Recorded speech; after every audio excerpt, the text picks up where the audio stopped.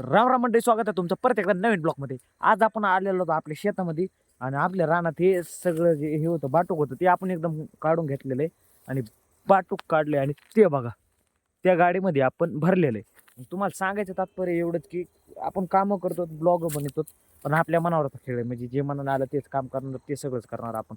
आता आपण इथे शो बैल जे तुम्हाला दिसतोय तो चरायला लावलेला आहे आणि दुसरा बैल तो बघा तिकडे खाली.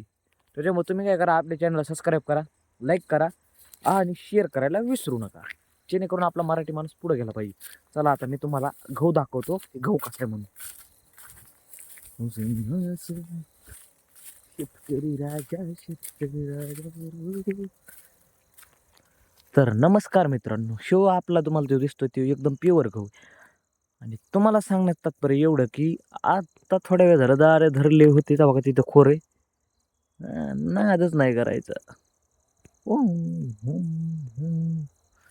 सूर्य म्हणजे सूर्यदेवता आताच माळवायला लागलेत. हे बघा हे आपला बैल आहे. ह्याचं नाव काय असेल तर ह्या बैलाचं नाव काय तुम्ही कमेंटमध्ये सांगा. तुम्हाला मी वापरले देतो. सर्जा, गुन्ह्या, राजा, सोन्या, हर्षा, शेंगदाण्या, फुटाण्या.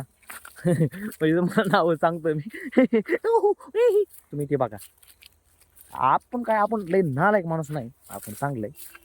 कसं आहे कसं नाही हे मला माहीत नाही, पण आपला जर तुम्हाला ब्लॉग आवडला असेल लाईक सबस्क्राईब करायला विसरू नका. आणि ह्यांच्या मायले चिलटं म्हणून महागं लागते, माफ करा शिवी दिली, चिलटं माफ महागं लागते ते एवढं सांगा मला, म्हणजे जेणेकरून मला जो पडलेला प्रश्न आहे तो एकदम पडणार नाही, असं खतमच होईल म्हणायचे. तर चला आमची बैलगाडी दाखवतो तुम्हाला. तर मित्रांनो ही आहे आपली बैलगाडी, ती एकदम फुल भरली आपण, तुम्ही बघू शकता.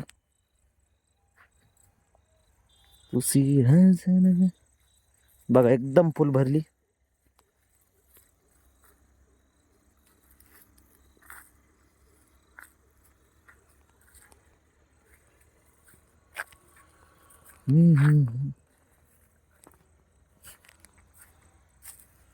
हे का